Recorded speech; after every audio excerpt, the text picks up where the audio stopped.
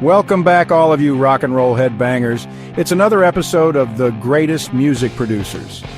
Today, let's talk about a legend behind the soundboard, Michael Wagener, the German-born rock music producer who didn't start behind the soundboard.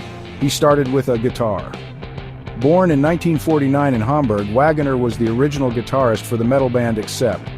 But at 18, life threw a curveball. He was drafted into the West German Army and stationed 350 miles from home.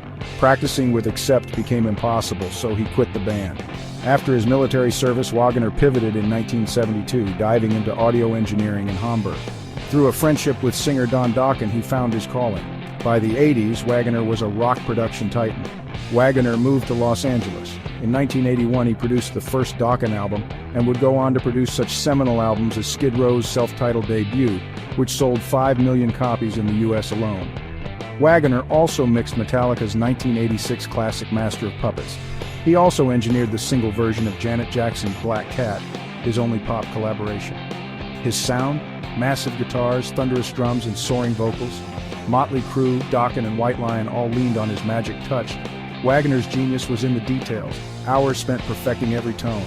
In the 90s, he built Wireworld Studio in Nashville. Well, really just outside of Nashville, in the home of Charlie Daniels. You can look that up. Here's a quote from the legend himself. "Some bands are very open-minded and you can make suggestions about musical changes or ideas, and they will pick it up and make it their own. Others don't want a lot of outside influences because they are scared it would take away from their creativity or credit. In those cases, if you want to achieve a certain result, you have to plant a creative seed, which in a few days will turn into the result you are looking for, but it still seems like it was all the idea of the musician herself. The downside, of course, is that the musician looks at it as if he did all the work, and the producer didn't really do anything. The logical next step for those kind of musicians is to produce their next album themselves, their ego telling them they don't need a producer, and like in the above-mentioned case, they might fall flat on their face and come up with an album that doesn't sell anywhere near what the previous one did. Even now, at 75, he's mixing and mentoring, keeping rock alive. From Accept's early riffs to Sunset Strip anthems, Wagener's journey screams rebellion. The next time you got your balls to the wall, tip your hat to the man who made it roar. Thanks for joining us for another episode of Rock Doc Shorts. Please go and hit that subscribe button.